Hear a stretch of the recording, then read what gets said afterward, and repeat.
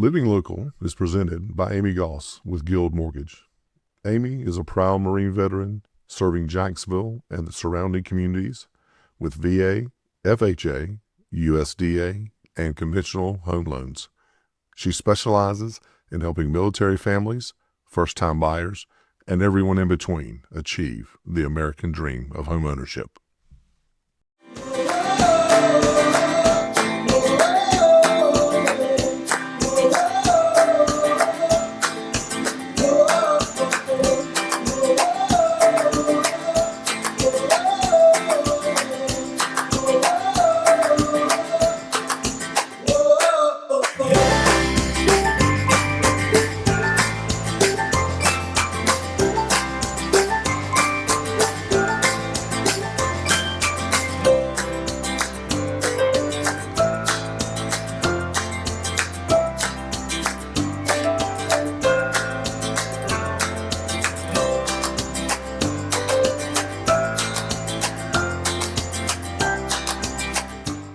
Welcome to the very first episode of Living Local, Authentic Voices, Conversations that Matter. I'm your host, Steve Goodson, and the Man Cave Media Network is proud to launch a show focused on the people shaping the future of Onslow County.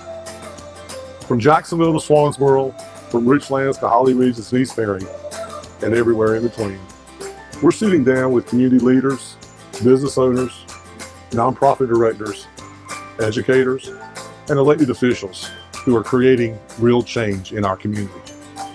And we're starting with something important.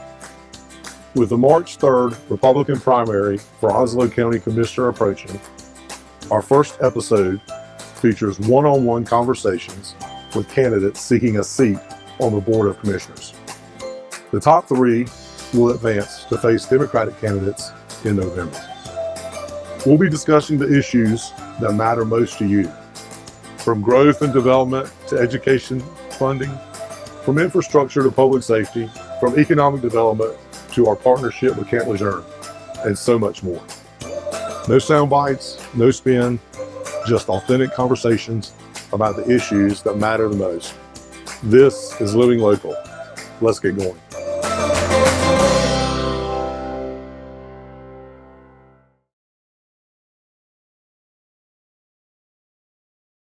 Joining me today is current County Commissioner Royce Bennett. Royce, welcome to Living Local, and I appreciate you taking the time to sit down with me. Thank you, Steve. It's really good to have the opportunity to be here. Congratulate you in your new venture. Yes, sir. Hope it goes well for you. Thank you so much. So Onslow County is growing, evolving, and facing some real decisions about its future. And the people who serve on the Board of Commissioners will have a direct hand in shaping the future.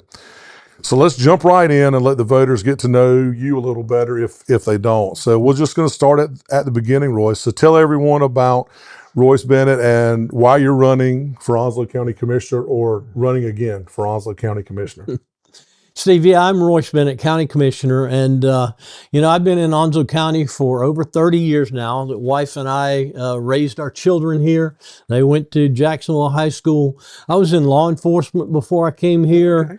Worked my way up from patrol to administration, and since I've been here, I've been in business for 30 years. My two children grew up here, like I said, and some of my grandchildren live here. So my goal, my mission has always been to make Onslow the community of choice in coastal North Carolina. That's awesome. And there are three things that I focus on to do that. Number one is control spending, to create prosperity, and to meet community needs. And I appreciate the opportunity that I've had to serve the citizens of Onslow County, and I hope that they'll give me another chance to serve again. Thank you. That's awesome. Well, you told me what your top priorities were. So we're going to jump in, man, and we're going to talk about managing growth, and we're going to talk about budget priorities. So born and raised, even though you're from here, you've been here a long time. I'm born and raised here. It's amazing to me that Onslow County is now over 200,000 citizens. 213, I think, was the number, or 2,000, somewhere over 210,000, 13,000 residents. You guys recently went through a property reevaluation, and you're also in the real estate market. So, based on the property reevaluations, they jumped about 37%. And we're going to tie that into the budget, which the fiscal year budget for 2026 is $389 million. A lot of numbers that we're going to throw around here. And out of that $389 million, 35% has been earmarked for education, and 26 has been earmarked towards public safety.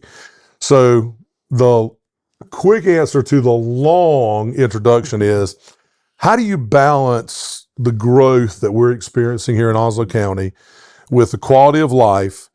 And do you think that the budget allocations that you guys have set are adequate and reflect the right priorities for the taxpayers? Steve, that's a challenge that I believe we face every day, Yeah. and everything that we do is that balancing act. Yes, sir. You know, where do we go? And again, that all relates back to my commitment to control spending.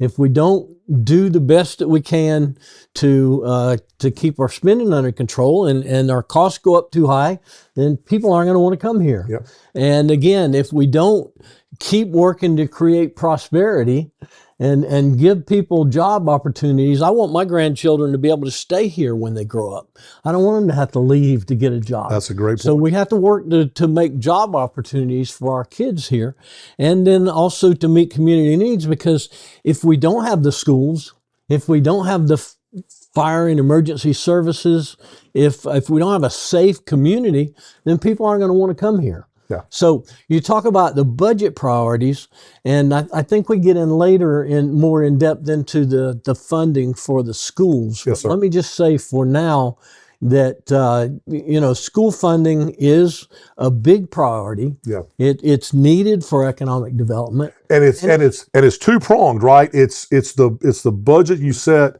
for the annual operation of the schools, but you also have to look at what you're budgeting or how you're going to fund building schools or building Right. facilities. Right? And that was the next part of my answer. Yeah, sorry about that. We're required by state law to fund the facilities and maintenance for our school system. Yeah. So we have 42 schools now, 42 school facilities.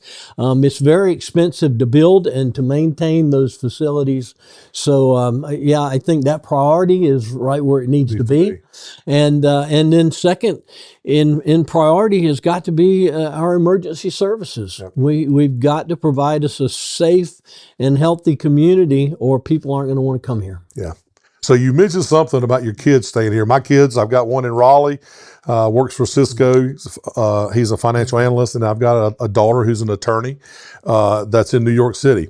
And so they're not here. So I'm with you about wanting, your kids, grandkids, to be here.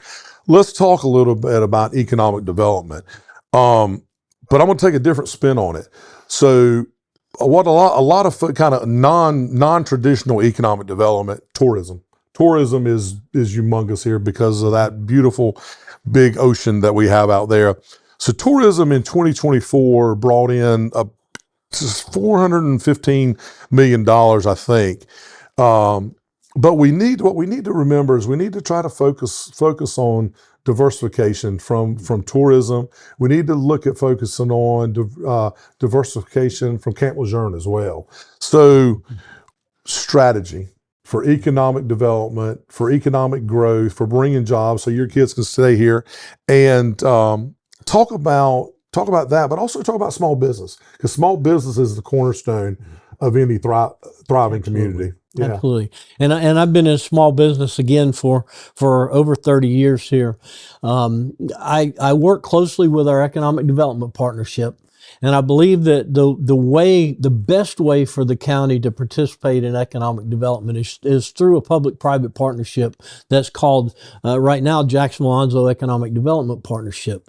So that has a lot of pieces to it, but one piece is developing industrial areas that can bring jobs. We've worked hard on the Camp Davis Industrial Park, Fantastic which area is down there. projected to bring 1 million square feet of industrial space Wow. and over 2,500 jobs to Onslow County, and those will be good paying jobs. We've worked on a business park in Swansboro, a business park in Jacksonville, where now there's an Amazon. Yep. The Amazon Distribution Center. So, the county's role, I think, is to work with our economic development partnership, and where we can, to partner with either private developers or nonprofits, and find ways to reduce costs so that they can bring jobs into Onslow County. Public-private ventures. Public-private partnerships. Yeah. And to talk about small business, we just a few years ago at the Economic Development Partnership formed a small business loan fund. And the whole purpose of that fund is to provide gap funding for small businesses that want to expand or start up and can't get all of the funding they need commercially. Yep. They need a little boost to get them over the hump. Your commercial banks might want to lend 70-80%. They need another 10% to get over the hump to get their loans, and we can, through the Small Business Loan Fund, can provide that funding sometime. Yeah, that's a great success story. One of my friends, Scott Riggs, was heavily involved in that, and he had nothing but great things to say. The other thing I want to say about Economic Development Partnership is part of their job is retention and for our businesses that are already here. Existing businesses. And helping our existing businesses. So when a business wants to expand or they want to do something different, I expect them to be able to call the Economic Development Partnership and say, what are the obstacles? What are we going to have to do? How can we go about making this happen? And our Economic Development Partnership should have some answers and be able to help them to grow or expand or, start up. Yeah. If they need to do that. That's awesome. So they're coming here. We're getting them here, and they're staying. Whether they're retirees or whether they're working in the workforce and these jobs. Another, and I don't know the answer to this. And housing. Yeah. And you're obviously being in the real estate business, but between property taxes, but also really honestly, it's affordable housing. Well, honestly, it's available affordable housing. Mm-hmm. So talk about the board's role and what they can do to help with that. Okay, so housing is a capitalist, market-driven supply and demand issue, supply and demand, just like anything else in the market. And I just looked up before I came here. I looked up the statistics. We right now in Onslow County have about 1,089 houses or housing units for sale on the market. Okay. Now, I remember 10, 15 years ago when there were 3,000 on the market. Yeah. So the housing units, what we have available right now is not enough to meet the demand. And as long as you don't have enough housing to meet the demand, the prices are going to go up. That's right.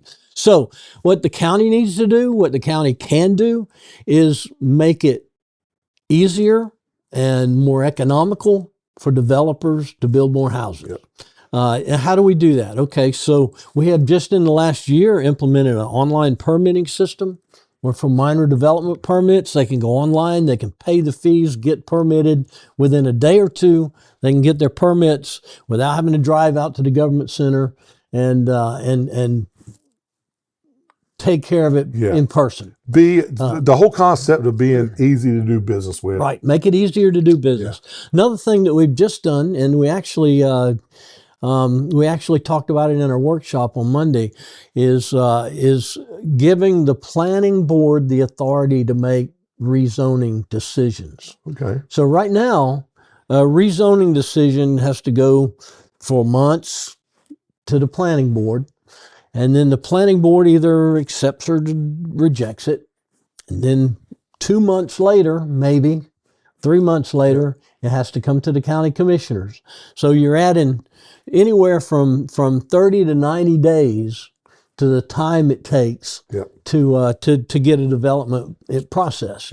And so under the new, what we're working toward and what I think we're going to do is allow non-controversial rezonings to be approved by the planning board and not have to come to the county commissioners. So that'll save what, 3-4 months of that saves our developers months of time. And if you've been in business, time is money. Time is money. Every month they're paying interest on their construction loans. Every month, lately now, every month the costs are going up, and it gets more difficult to build. So the county's role again in housing, the county's not going to be in the housing business, not with my vote. I don't think that the county needs to be in the housing business, but there are places in the county-owned property that might be able to develop into a public-private partnership that would provide housing at lower cost for some people, and working to simplify and get expedient ways for our developers to build is a big priority for me. Well, and being in the business, let's shift gears a little bit and talk about infrastructure. So the county's partnered with Camp Lejeune, $1.6 million infrastructure study.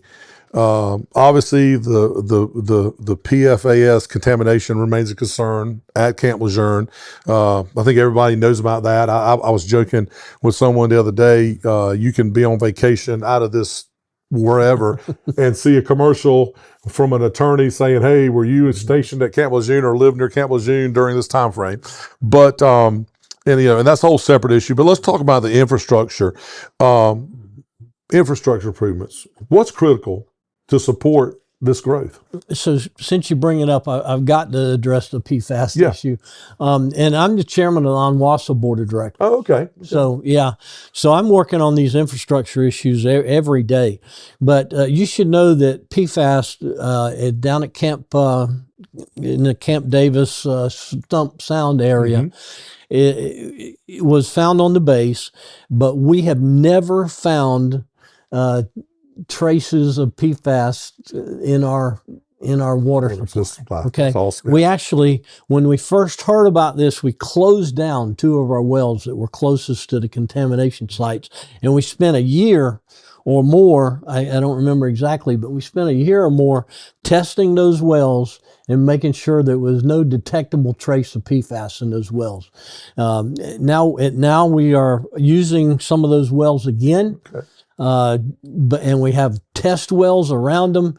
There's never been a detectable trace of PFAS in our water. That's awesome. Okay, so I don't want people to think that there is, and all those reports are public, public record, and public knowledge in the NCDEQ websites.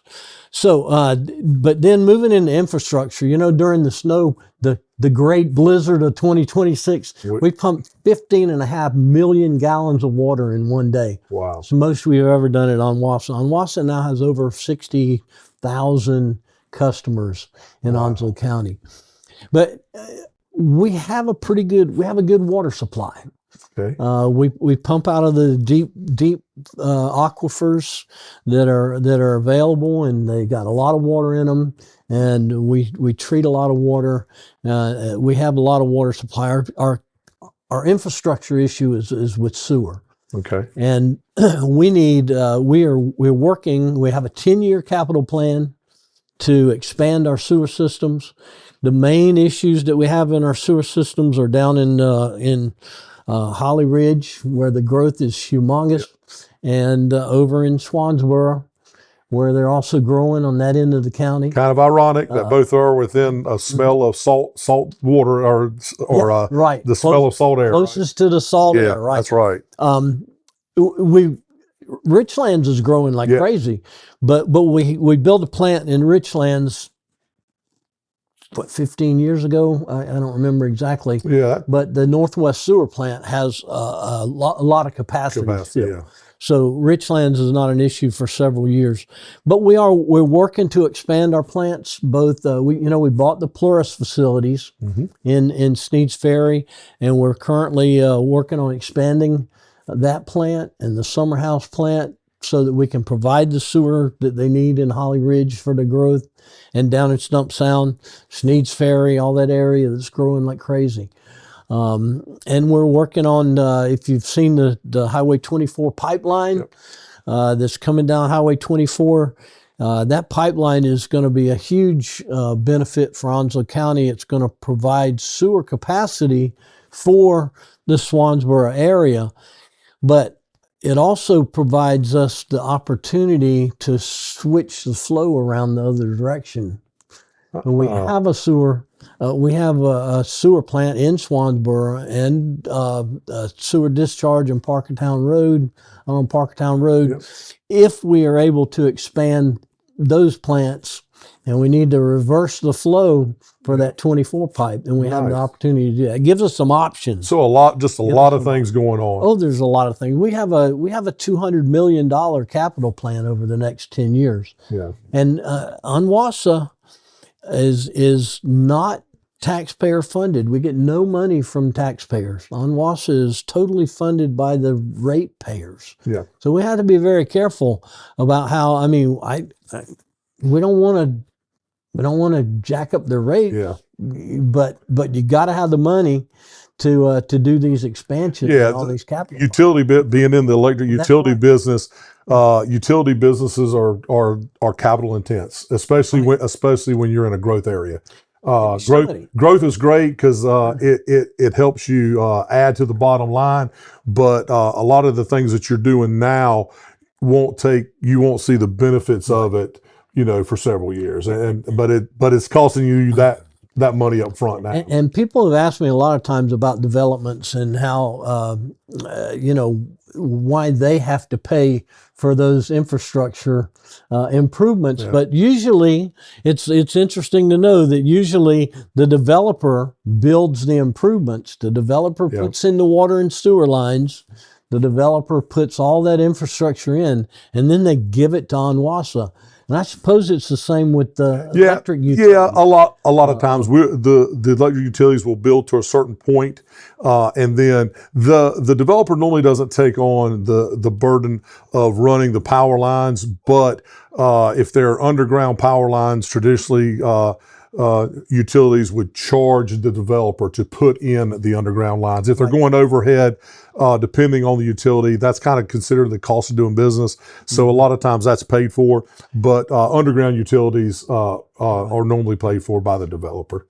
So anyway. So anyway, in the water and sewer business, the ratepayers are generally not paying for the improved infrastructure from the developers. Yeah, that's a plus. Yeah. So they're here. They can drink water. They can flush the commode. They can do all the things they want to do at their house. But there's more than that to quality of life. We'll talk about the park and rec stuff.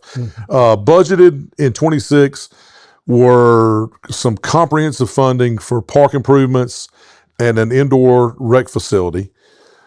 Beyond the basic services, what do you feel like is the county's responsibility for recreation, cultural, and quality of life amenities to folks come here, they see what we have, and we get them to stay? So talk a little bit about quality of life issues as it relates to park and recs and cultural things. So those are the kind of things that we see every time we do a survey. That's we want more to top do. Of the list. We want more to do. We want more parks and recreation. We want more, opportunities. And, that's also, it's kind of an optional thing for the county. Yeah. Theoretically, we aren't required by law to have parks and recreation opportunities and libraries and museums. Yeah.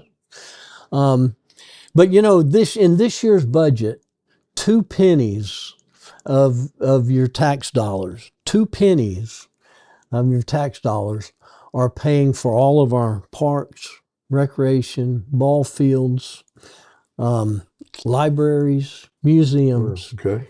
And I don't think that the people of Onslow County object to that. I think they're okay with Yeah. spending 2 pennies to provide all the opportunities that we have. And talk about opportunities that we have. Again, Hines Farm Park is beautiful. Beautiful. My grandkids loved the playground at Hines Farm Park, and that was paid for with a grant from the state. The playground was, and most of the cost of that park was paid for by tourism money. Yep. So we do everything we can to stretch a dollar and get as much as we can out of it. In Burton Park, have you seen the bike? The bike trail, the bike. Yeah. My gosh, It's beautiful. 6 miles of beautiful trails, and you don't have to ride a bike. You can walk them. Yeah. It's a beautiful walking trails. You don't even realize what kind of hills and valleys and there are in Onslow County. That's you don't think about that. But we're expanding that bike trail too. In the process now, they're expanding that bike trail. Nice. It's going to be, I think it's going to be 12 miles when they finish expanding it. Oh, nice. But the bike park out there, one of our goals for this year is to get a good start on a new recreation facility. The county has no indoor recreation facility. I was to say, and I don't really know that since being born and raised here, I don't really know that we've ever had an indoor facility. That was the county's. Right. Yeah. Right. So, we a lot of people use the city's Jacksonville Commons Recreation Center. We envision something like that maybe, or but an opportunity for people outside, maybe in the Southwest area to use it. I got to say, literally, the parks are not the highest priority. Yeah. We gotta Well, like you said, you're stretching the dollar. You have to prioritize where that spending is going. And I always go back to 2018 and Hurricane Florence. Yeah. And after Hurricane Florence, our property values crashed. Yeah. And then 2 years later, this thing called COVID came along, and our cost quadrupled on a lot of things. Yeah. So we struggled as a county to try to keep the tax rate as low as we possibly can, and meet the needs. Yeah, you guys have a tough job, and I was talking to someone else that I was interviewing, another candidate. You guys have a tough job because what Steve Goodson may want, and what Royce Bennett may want, may not be what a retired military person may want. May not be we all have different wants and needs, and we all think that what we want is what. So you guys have a tough job. Yeah. But now this is one that I don't think anybody could dispute. Emergency services and funding. We talk about that. You guys provide funding for 20 volunteer fire departments, and has went as far as and you've allocated dedicated property tax revenue to those fire services or emergency funding. Is the model sustainable, and is it adequate? One, or do we need to see a change in how you guys, the board, drive us in the direction to supporting that stuff? You're definitely going to see a change. Okay. There's going to be a change. I'm committed to finding a permanent funding source and a permanent funding formula for our volunteer fire departments.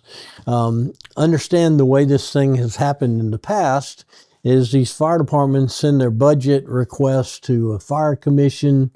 They look at it and send it to the commissioners. It's really an arbitrary process, very arbitrary. Yeah. And we had to make a decision. Is this one going to get that much, and this one going to get that much? And we have, since in 2017, I think we contributed about $2 million to the volunteer fire departments. This year we contributed over $10 million. So wow! So the 5 times as much in 8-9 years. The costs are going up dramatically. And I got to go back to COVID 2020. The cost of a fire truck is up to nearly $1 million now. So the point is, we need to have an inventory of our equipment. We have a lot of fire trucks out there that are over 30 years old that need to be replaced. So we need to know. We have fire stations that are 50 years old that need to be replaced. We need to know what we have and know when we can replace them, and have a schedule and a plan to replace those things systematically over the next few years. And now our intent as commissioners is what I'm seeing right now is to commit 5 cents of our property tax next year to the fire service, and to put together some kind of objective formula where we can look at how many calls they have, what kind of equipment they have, what are the ages of the equipment, how many do some real analysis of what and determine what they need, and not only what they need this year, but it's important what they need next year, and plan for the future year, and 5 years from now. But the point is, I appreciate what these volunteers do, and it's an important thing for the county, for them to continue doing it. But we can't just keep arbitrarily throwing money at it and not have a plan and not know where we're going with this thing. We're gonna. I know you want to. I'm trying to keep everybody settled, but no, we're good. And I do want to ask you about education, because we talked about that. 35% of the revenue for the Board of Education. Maintaining this formula, good or yes or no, but more specifically to me, and again, it's not dollars and cents, but what can we do? What can you guys do to help improve the educational outcomes of the students? You guys allocate money to the Board of Education, and then I don't want to say it loses its identity, but that's another elected position that is in charge of that money. And that's where I gotta come down on it. They're elected officials just like we are. Their job is to determine what needs to be done to make sure that we have the outcomes that we want in our education system. Our job is to adequately fund the facilities and maintenance of our education. Figure out how to pay for it. Figure out how to pay for it. And I would say, on the funding formula in 2017 came back to bite us, because there was no requirement in the funding formula that took into consideration our revenue, and our revenue was down. Okay. So we rewrote that funding formula. I think it was 17 or 18. I can't remember exactly when we changed it, but we rewrote that funding formula so that it now includes a revenue consideration. So that if our values go down, if our revenue goes down, then the formula is adjusted accordingly. And that's a good thing. Which I was gonna say, which seems like the right thing to do. Right. And the formula, there have been lawsuits all over this state with school boards suing the county commissioners for not providing the funding that they think they deserve or need. So what our funding formula does is, number one, it keeps us from fighting with the school board.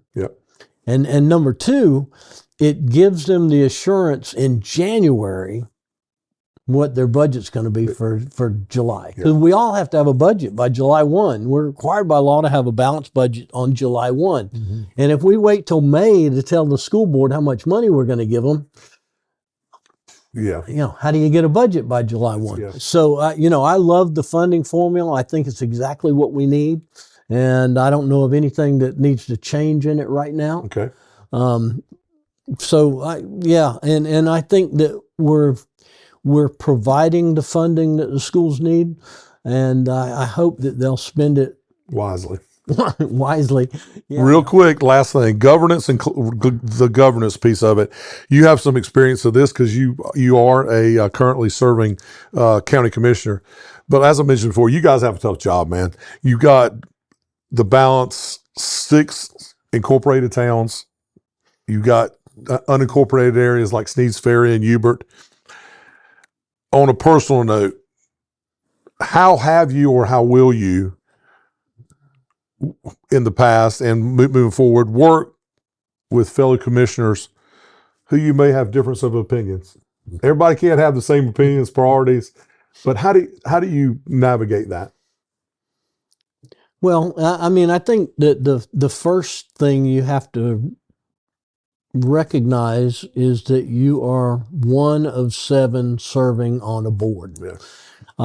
If you don't, if you can't work with your fellow commissioners, then you can't accomplish anything. Yeah. Because it takes 4 to do anything. And my philosophy has always been, and it's not just in the Board of Commissioners, but everything that I do. I'm always looking for where we agree. Where do we agree? That's a great way. Let's not focus on where we disagree, because I've sat down with many people that don't agree with me, and I said right up front, I said, you know what? There are some things that we're not going to agree on. Yeah.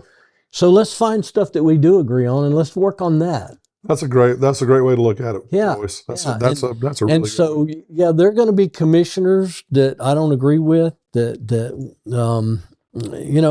we'll hash it out. Yeah. Either one-on-one. That's part of the democratic process. I mean, that's part of the governance process. Yeah. But ultimately, I'm going to be looking for, what can we agree on? Is it economic development? Is it housing? Is it schools? Where can we form an agreement that's going to be good for all of Onslow County? Yeah. Transparency to the citizens of Onslow County and your constituents. How will you work and how will you continue to work to provide that transparency? Mm-hmm.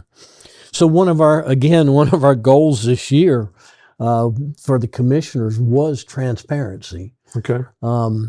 Because we felt like there were ways that we can improve.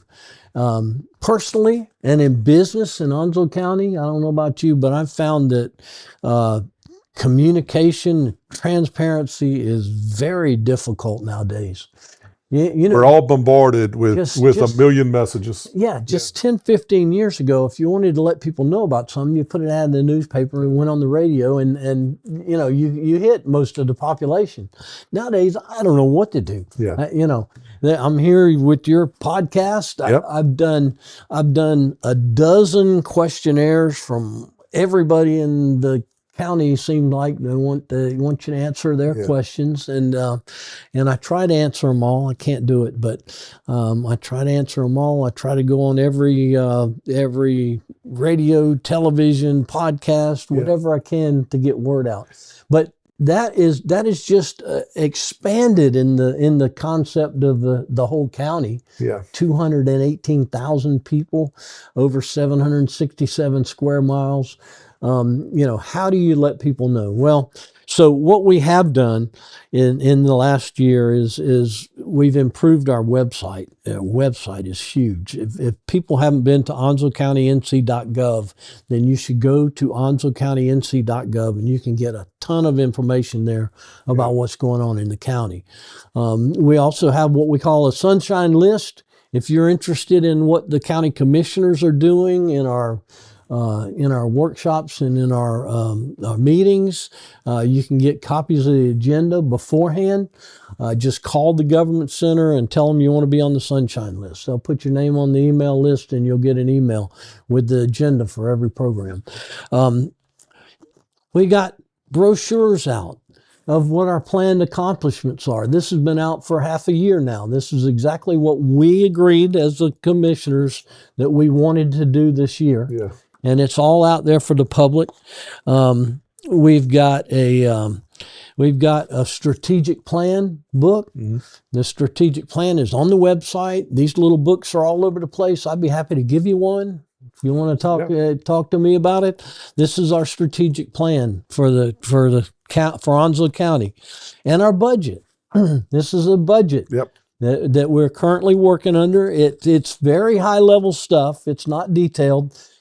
The whole budget is available on the website. Okay. And all of our meetings are open to the public. We'd love for you to show up. Come to our meetings, come to our workshops. We're just wide open. So you got 60 seconds or less to tell Onslow County voters why they should choose Royce Bennett and re-elect Royce Bennett to the Republican primary during the Republican primary on March 3rd. And look, you've been looking at the camera, but look at that camera and tell them why. Yeah, so I'm Royce Bennett, County Commissioner, and I've been serving for 9 years now. Yeah. I was here during Hurricane Florence. I helped the county through Hurricane Florence. I was here through COVID. I helped the county get through COVID. I know historically what difficult times we've had in Onslow County, and I've worked the whole time to keep our costs down, to create prosperity and to meet community needs. Just in the last couple of years, we have literally, I believe, recovered from the terrible devastation that we had after Hurricane Florence and the COVID, and we've really started to be able to move the county forward and make progress on the things that our citizens want, parks and recreation. We've improved our emergency medical services, and we're working every day, excuse me, to improve them more. Fire service that we just did not have the money to help the way it needed to be. Now we can look more closely at that. The sheriff's office, the county jail, the many things that we do in Onslow County. I would like to be a part of moving this county forward for the next 4 years. And I hope that you see that the county is moving in the right direction. We're doing what needs to be done for our citizens. And I would hope that you'll see that and that you would let me get another 4 years to help move this thing forward. Plus, I want to make a point that we brought on 2 new commissioners last year. Yep. We will bring on at least 1 new commissioner this year. So our board needs to be diverse in that we need both experience and new blood and new ideas. And I'm here to offer the experience to the citizens, and I hope that they'll be willing to give me their vote in the primary. That's awesome. Royce, thank you so much for joining us on Living Local and for sharing where you stand on the issues that matter the most in Onslow County. Best of luck March 3rd. And to our viewers, I can just say, get out and vote. Get out and vote. Your community is counting on you. So thank you so much for joining me, man. Thank you, Steve. Great. Enjoyed it. Thank you, guys.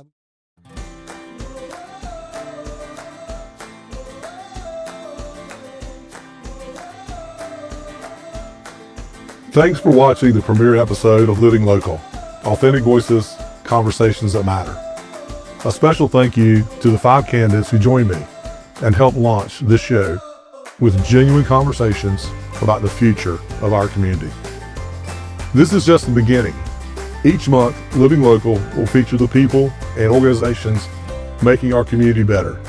Business leaders, educators, nonprofit directors, and everyday citizens doing extraordinary things.